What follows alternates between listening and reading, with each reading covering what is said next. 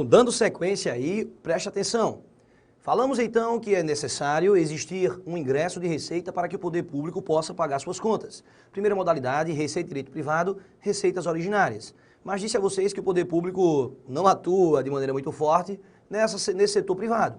Por isso, então, é necessário entrar outro tipo de receita, a receita de direito público, também chamadas de receitas derivadas, porque nessa a relação não será mais horizontal, mas sim vertical, em que o ente político vai se impor perante o particular e então conseguir uma maior arrecadação de receitas.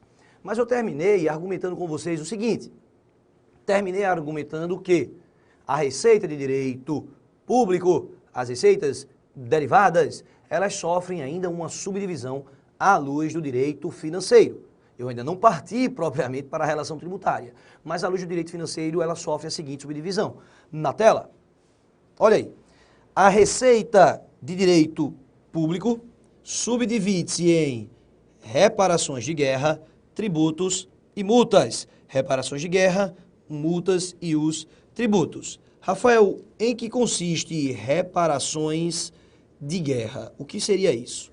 Gente, as reparações de guerra, elas seriam propriamente uma situação peculiar em que o ente político estaria em guerra externa, no caso a União, e vencendo a guerra externa, iria impor ao perdedor, é isso mesmo, iria impor ao perdedor o dever de devolver os custos que o vencedor teve para ganhar a guerra.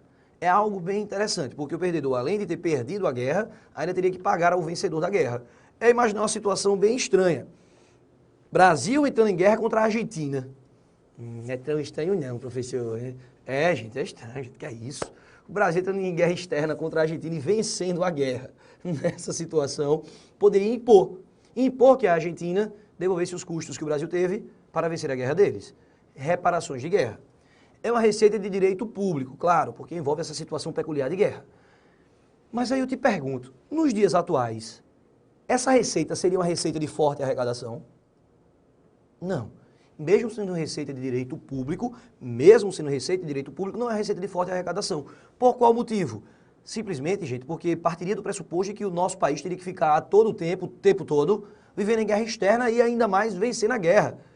E ultimamente eu não sei nem se a gente tem material humano ou mesmo logística bélica para vencer uma guerra. Então vejam que é muito perigoso até a gente entrar em guerra externa atualmente, tá?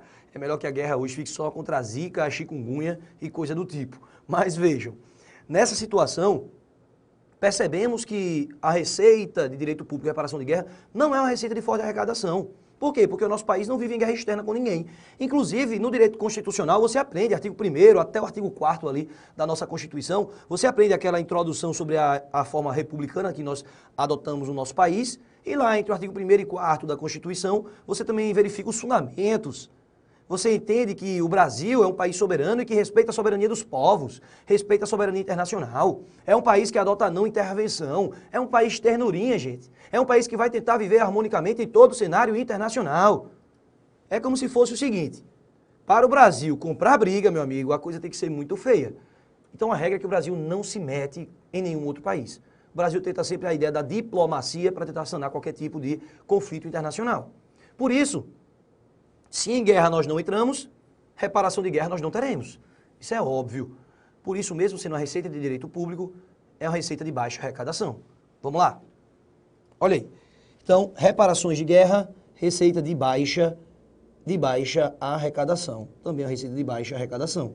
Mesmo sendo direito público, de baixa arrecadação. Multas. Quando eu olho para as multas, eu me refiro ao caráter ilícito. O caráter ilícito de alguma prestação. A ideia da ilicitude. O sujeito praticou um ilícito e então, consequentemente, vai ter que pagar aquela multa. Percebam, quando eu falo em multa aqui, eu não estou apenas me referindo às multas tributárias não, tá? Eu estou me referindo a qualquer tipo de multa, como por exemplo, fumar em local proibido, se leva uma multa administrativa, como por exemplo, dirigir embriagado, como dirigir sem cinto de segurança, estacionar em local proibido, enfim, qualquer tipo de ilícitos em qualquer seara que você possa imaginar. Até uma multa em processo de licitação pública, porque um dos concorrentes não realizou algum tipo de determinação, qualquer tipo de penalidade, qualquer tipo de multa. Gente, as multas também seriam ingresso de receita de direito público. em que o sujeito, depois que teve a multa autuada, lavrada, ele vai ter então que pegar aquele boletim e pagar. Quando ele pagar, vai entrar dinheiro aos cofres públicos. Por exemplo, a multa de trânsito, muito citada em nossa doutrina, multa de trânsito, que também está no meu manual. Multa de trânsito, você estacionou em local proibido. Que coisa, hein?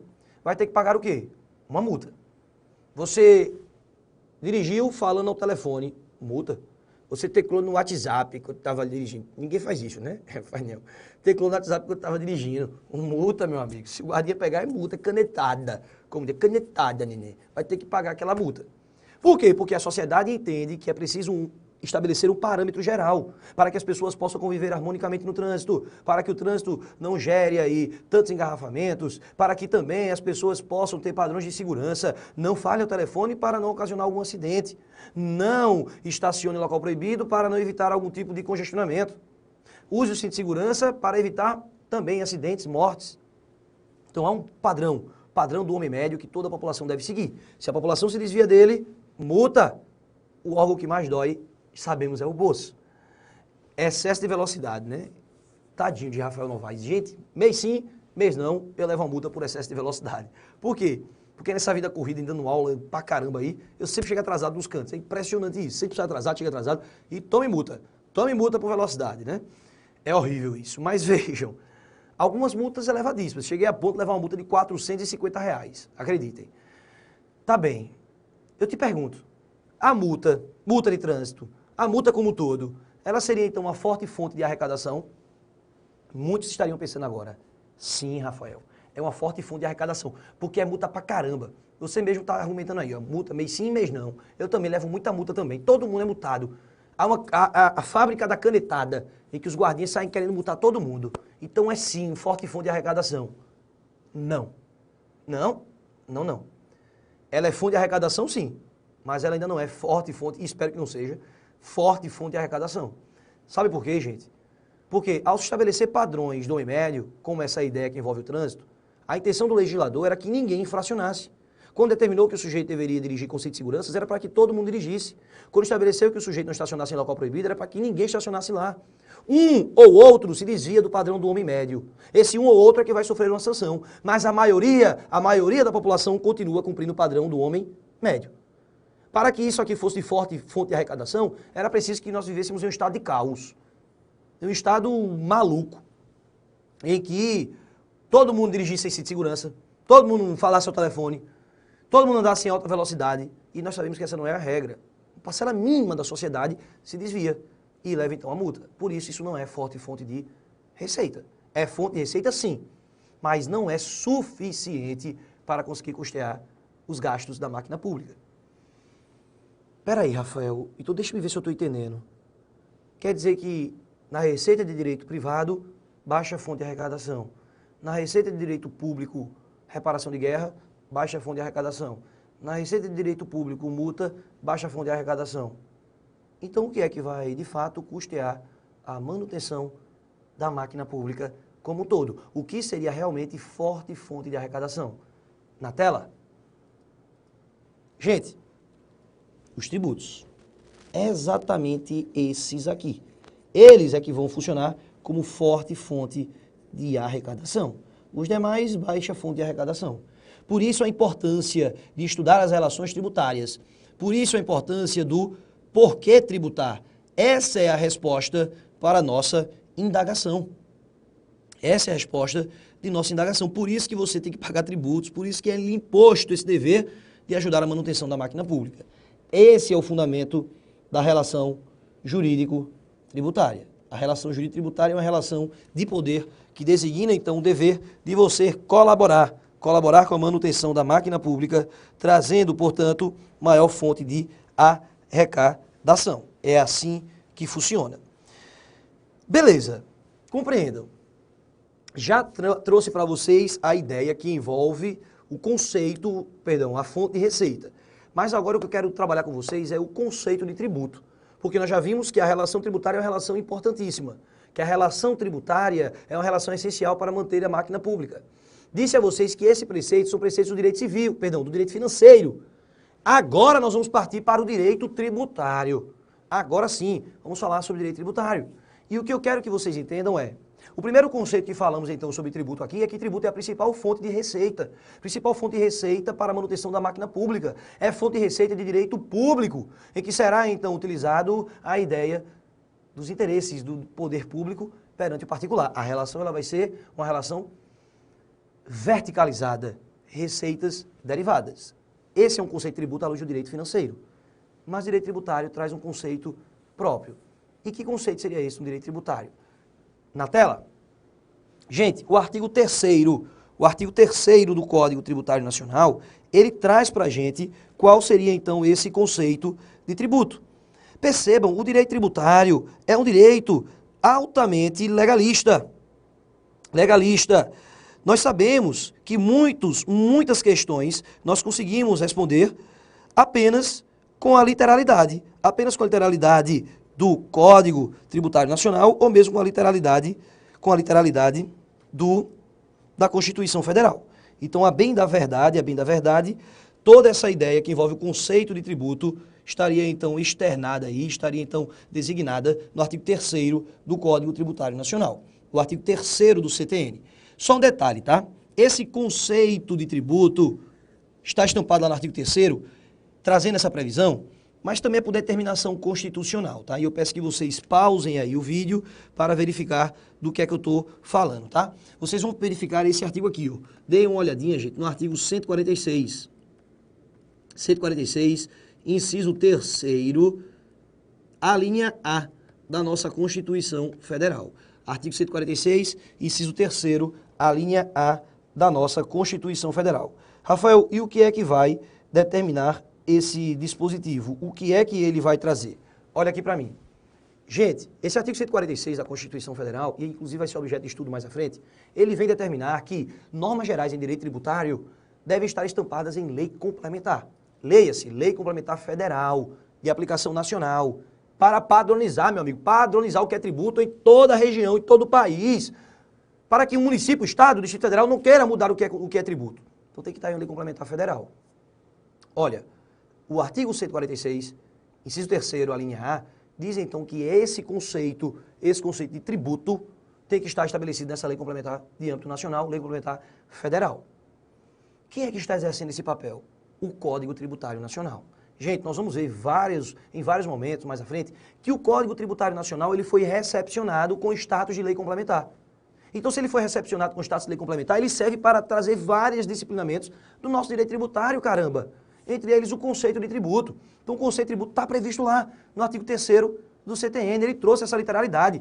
O Código Tributário Nacional é de 1966, é uma lei, uma mera lei. Na época, em 66, não existia essa separação de lei complementar, lei ordinária, só existia lei. Então o Código ele veio e trouxe Lei 5.172 de 1966, uma mera lei. Veio ao mundo e trouxe várias previsões do direito tributário. Na Constituição Federal de 88, ele diz hoje que essa matéria é matéria de lei complementar. Mas o que é que aconteceu com o Código Tributário Nacional? Recepcionado, meu amigo, matou no peito a Constituição Federal, ó, matou no peito aqui, matou no peito o Código Tributário Nacional, recepcionou ele como se fosse lei complementar. Teoria constitucional da recepção de normas. Então o Código Tributário, Rafael, é uma mera lei, mas tem status hoje de lei complementar. Isso. Tanto é que ela só pode ser alterada, acrescentada, revogada por outra lei complementar. Por outra lei complementar, a gente vai ver até algumas que já fizeram isso aí. Então percebam, nesse primeiro momento, que o conceito de tributo, à luz da Constituição Federal, do 146, inciso 3º, a linha A da Carta Magna, tem que estar em lei complementar federal. Quem é que faz esse papel? Quem? CTN. Faz esse papel no artigo 3º. Vamos lá, na tela? Então, gente, o artigo 3º do Código, ele vem e traz para a gente essa ideia ao designa aqui, tributo é toda prestação pecuniária, compulsória, em moeda ou cujo valor nela se possa exprimir, que não constitua sanção por ato ilícito, instituída em lei e cobrada mediante atividade administrativa plenamente vinculada. Conceito de tributo, esse conceito previsto aí no Código Tributário Nacional. Percebam, gente, que é um conceito altamente complexo, é um conceito completo, é um conceito que traz várias nuances aí no nosso direito tributário. O artigo 146 diz que é preciso uma lei complementar, 146, 3A da nossa Constituição. É preciso uma lei complementar federal estabelecer isso. Quem exerce esse papel? CTN, no seu artigo 3º. O tributo é toda prestação pecuniária, compulsória, em moeda ou cujo valor nela se possa exprimir, que não constitua sanção por ato ilícito, instituída em lei e cobrada mediante atividade administrativa plenamente vinculada. Então, diretamente aqui, ó, na nossa isolada no EVP. Gente, vamos ver todas essas características. Todas essas características, então, do nosso conceito de tributo. Gente, a primeira característica que eu quero que vocês percebam, vamos então separar essas características. A primeira delas é aquela que determina que tributo é prestação pecuniária em moeda ou cujo valor nela se possa exprimir. É o adelante aí com a gente. Então, tá aí, ó, prestação pecuniária em moeda ou cujo valor nela se possa exprimir. O nosso querido Ailton Zuc, tá lá, a primeira característica é essa, prestação pecuniária em moeda ou cujo valor nela se possa exprimir. O que é que eu quero que vocês façam aí, que vocês entendam aí sobre essa primeira característica? Gente, essa primeira característica que vocês vão ter que aprender é o seguinte. Primeira característica é aqui, prestação pecuniária em moeda ou cujo valor nela se possa exprimir. O que o dispositivo estaria tentando argumentar? Olha aqui pra mim, gente. Vocês devem ter ficado meio perdidos agora, é que eu acabei de fazer o periscope aqui pra galera que eu tava aqui no EVP, tá? Mas veio, percebam, a galera aqui bombando aqui no periscope. Periscope, @professor Novaes, Novaes com I, tudo juntinho, fechado, @professor Novaes. Pois bem, gente, a primeira característica é que o tributo é prestação pecuniária em moeda ou cujo valor nela se possa exprimir. O que é que você tem que extrair disso? Você tem que extrair o seguinte, tem que extrair, gente, que tributo vai ser instituído por meio de moeda, por meio de dinheiro. Ele tem que ser pago por meio de dinheiro. Essa é a ideia. Em moeda ou cujo valor nela se possa exprimir. Não venha querer pagar tributos entregando uma coisa que não venha a ser dinheiro. Essa é a primeira previsão aí do nosso direito tributário, aí, do nosso conceito de tributo. Tributo é pago em moeda. Mas, Rafael, se ele está determinando que ele é pago em moeda, quer dizer então que eu não posso pagar tributo com algo diferente de moeda, não? Ao primeiro momento, não. Mas vê bem, o dispositivo ainda disse que o pagamento é feito em moeda ou cujo valor nela se possa exprimir. Em moeda ou cujo valor nela se possa exprimir. Como assim? Quando eu uso a expressão ou cujo valor nela se possa exprimir, muitas coisas no nosso mundo seriam então exteriorizadas, seriam então previstas em moeda. Muitas coisas no nosso mundo são previstas em moeda. Tipo o quê? Olha, o trabalho que eu estou fazendo agora aqui para vocês. Gente, estou gravando essa isolada aqui, não vou passar. Amo de paixão gravar aula, adoro dar aula em sala de aula, em estúdio. Se tirar isso de mim, eu morro. Mas vocês sabem que eu também estou ganhando um din-din, estou ganhando din-din, hora aula, ganhando R$1 aí para poder dar essa aula para vocês. Então percebam que o meu labor, o meu trabalho está sendo exteriorizado em dinheiro. Óbvio, gente, claro. O meu trabalho lá no tribunal, acabei nem comentando isso com vocês, eu sou assessor de magistrado, meu trabalho no tribunal também é exteriorizado em dinheiro. Também ganho R$1 por conta disso. Trabalho que muitos de vocês já exercem aí, também é exteriorizado em dinheiro. Então, ou cujo valor nela se possa exprimir, Rafael, eu posso, ao receber o boleto do meu IPVA, ao receber o boleto do meu IPTU, eu posso pagar eu poderia pagar através de um trabalho. Eu chego lá no município e digo, município, é o seguinte, eu sei cortar cabelo. Eduardo, monstro de tesoura? Eu posso chegar lá e cortar o cabelo da galera lá da prefeitura, ó, corta o cabelo de todo mundo aí, e eu não pago IPTU não. É assim que funciona, gente? Por óbvio que não. Lógico que não, não é assim que funciona não, nenê. Pode não. Você pode prestar um serviço jurídico, serviço de contabilidade para pagar tributo? Não. Não pode. Rafael, mas quando eu falo então que eu não posso pagar através do trabalho, mas outras coisas que são exteriorizadas em dinheiro, eu poderia utilizá-las para pagar, como o quê? Gente, um caminhão de melancias. O caminhão de melancias tem um valor econômico, tem um valor financeiro? Tem. Se você parar na feira, abrir o caminhão de melancias e colocar um preço na melancia, você vai conseguir vendê-la. Então eu posso entregar ao poder público um bem para pagar o tributo, porque também estaria dentro do conceito de cujo valor nela se possa exprimir. Eu poderia utilizar? Não também.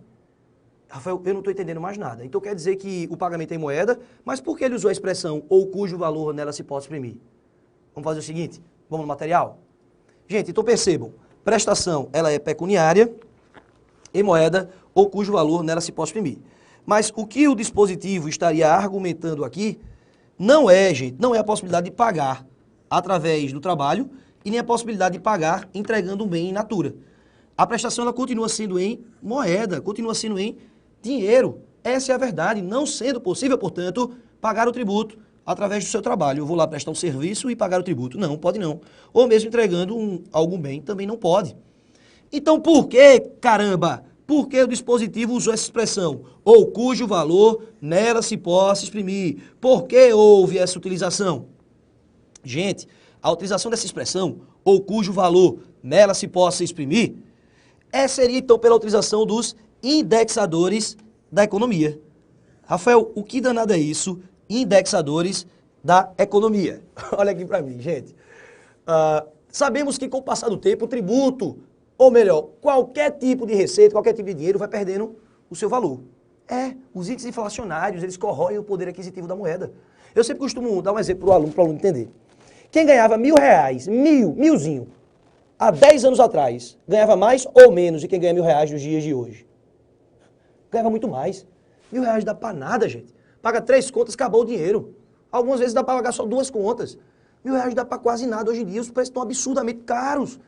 Manutenção da vida tá foda. Mesma coisa com o tributo, meu amigo. O tributo também, com o passar do tempo, vai perdendo seu valor. E em sistemas jurídicos passados, em 1966, os índices inflacionários eles eram altíssimos. No meu manual, eu até boto uma notinha de rodapé lá embaixo explicando isso. Que o índice oficial chegava a 35%, meu amigo, a inflação do ano, em 66. 35%. É aquela ideia, o cara ia de manhã no mercado, o preço do produto era um, de tarde era outro, e era a maior loucura do mundo.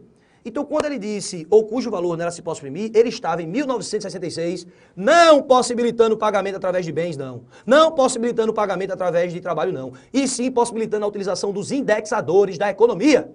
Utilizando os indexadores da economia para poder, então, atualizar o valor daquele tributo. Essa era a situação. E quais indexadores? Na tela?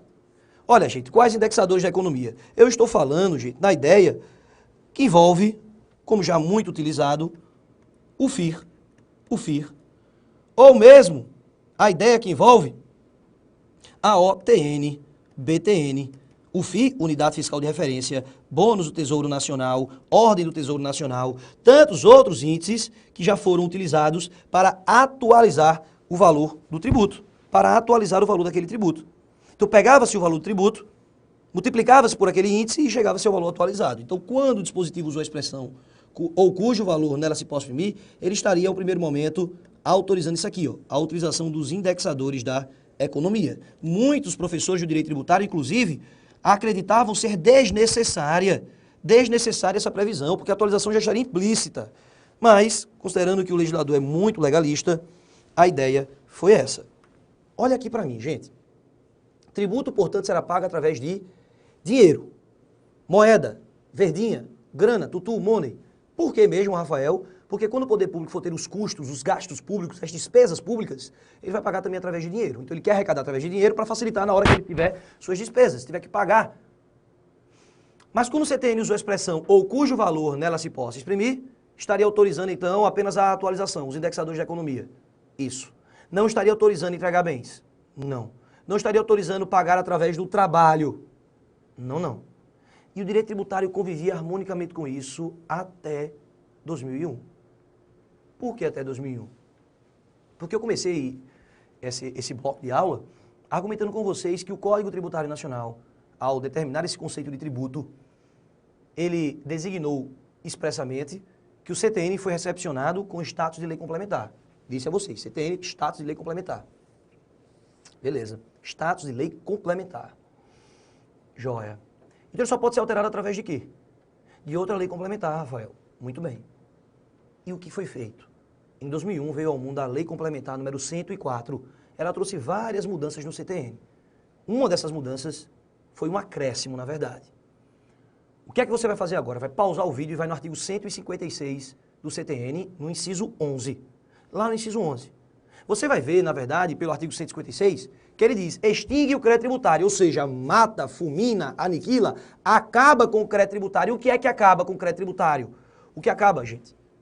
Inciso 1, o pagamento. Pagou, acabou. Inciso 2, compensação. Inciso 3, transação. Inciso 4, remissão. Prescrição, decadência, decisão judicial, decisão administrativa, consignação, lançamento por homologação. A gente vai estudar tudo isso lá na frente. Situações em que se acaba, mata o crédito tributário. Então, nós vemos lá. Vemos no inciso 1, por exemplo, o pagamento. No inciso 4, a remissão. Sabe o que é remissão, gente? A remissão é o perdão da dívida. A dívida foi perdoada, a dívida tributária. Tudo isso será estudado. Aí vai lá no último inciso, acrescentado pela Lei Complementar número 104. O que é que ele diz? Ele fala da ação e pagamento de bens imóveis, da ação e pagamento de bens imóveis, na forma e condição previstas em lei. Como assim? Gente, o que o dispositivo está falando é um instituto próprio do direito privado, do direito civil. A dação é instituto do direito civil, mas eu vou tentar explicar a vocês com palavras bem simples. Suponham que Homero e Rafael tenham feito aqui um contrato de prestação de serviços. Homero iria prestar alguns serviços para Rafael Novaes. Serviços de tecnologia, serviços de filmagem, montar um estúdio, uma estrutura para Rafael Novaes e tudo mais. Toda a expertise dele se dedicou com afinco. Realizamos um contrato e eu coloquei lá no contrato que o valor que eu iria pagar a ele, quando terminasse toda a estrutura, seria de 60 mil reais. E ele, fechado, combinado, acordado. Ele comprou os materiais, se dedicou com afinco, com amor, montou toda a estrutura, fez sua parte no contrato e me entregou. Rafael está aqui, ó. Estúdio prontinho para você chegar lá e mandar bala e gravar. Toda a estrutura já aqui estabelecida. Agora eu quero meu din-din, meu dinheiro. Óbvio, ele trabalhou para isso. E aí eu digo, Homero, meu amigo, deu bronca aí, a crise monetária internacional, crise financeira, Brasil, tudo mais, o bicho está pegando, tem dinheiro para te dar não. Aí a Homero disse, como é que é, rapaz? Tem não, Homero, tem não, tô liso. A Homero disse, mas rapaz, que fuleiragem, a gente tinha combinado uma coisa, você agora está fazendo outra, e eu fiz toda a estrutura, isso não está certo, eu vou lhe processar, vou entrar com ação contra você. Eu digo, Homero, deixa disso, pô, a gente é amigo, para com isso e tal. E aquele vai, não vai, eu pago, tu não tem dinheiro, como é que vai fazer? Aí eu digo, Homero, vamos fazer o seguinte, você vou lhe dar duas opções. Ou eu te pago isso depois, ou então eu te entrego um veículo meu, um carro que eu tenho que vale 60 mil reais. Na verdade, vale até um pouquinho mais. Você aceita como pagamento? Aí Homero pensa, rapaz, é melhor um pássaro na mão do que dois voando. E ele diz, na hora, aceitou então o veículo. Gente, acabou de ocorrer uma dação lá do direito civil. Originalmente a nossa relação era firmada para ser paga em dinheiro. Esse foi o contrato original, mas ele foi resolvido através de outra forma, através da entrega de um bem. Nesse exemplo, um bem imóvel, um veículo. Entreguei e quitei. Houve uma dação em pagamento. Resolveu-se, sanou aquela obrigação de forma diversa da que foi originalmente pactuada. Aí o que é hoje que o artigo 156, inciso 11 diz, no CTN?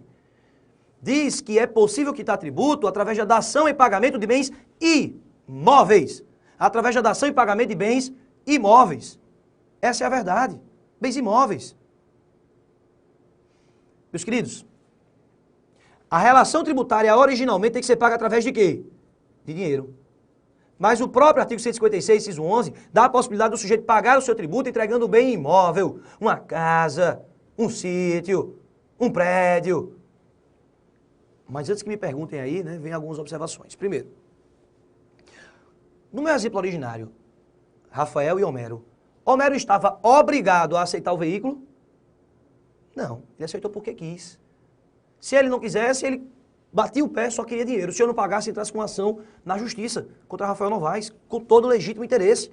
Claro, trabalhou, caramba, tem que receber o dinheiro dele. Mas ele poderia insistir, só quero dinheiro, vou lhe processar.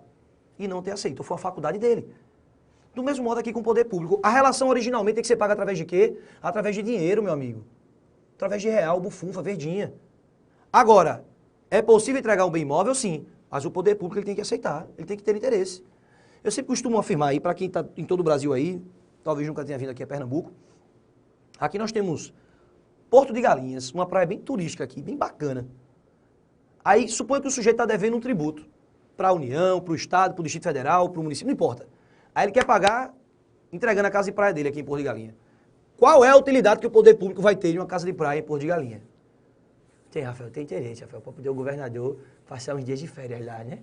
Gente, isso tem interesse para a máquina pública não, caramba. Tem que ter interesse para a máquina pública, não é para o gestor não, é para a máquina pública. Então não há interesse nenhum, meu amigo. Por quê? Porque aquele imóvel ali não se amolda, não dá para ser utilizado pela administração tributária. Agora, imagine vocês, num município aí, no meio da avenida bem famosa do seu município, uma casa bacana com dimensões ideais, opa, ali talvez venha ser interessante. Dá para se construir um hospital, dá para se construir uma secretaria, dá para se construir uma delegacia. Então aí pode ter uma certa utilidade para o poder público. Então percebam, pode entregar bem imóvel para pagar tributos? Pode. Hoje pode se entregar bem imóvel para pagar tributo. Mas claro, o poder público tem que ter interesse, tem que aceitar esse bem imóvel, não é obrigado, e o imóvel tem que ter utilidade para a máquina pública. Do contrário, não seria possível. Mas aí vem uma indagação. Pode ser entregue bens móveis para pagar tributos, porque pela literalidade, preste atenção, expande tua mente, pela literalidade do Código Tributário Nacional, ele só disse da ação e pagamento de bens e imóveis. Rafael, e da ação e pagamento de bens móveis poderia ser utilizada? Vamos falar disso em um próximo bloco. Eu te aguardo.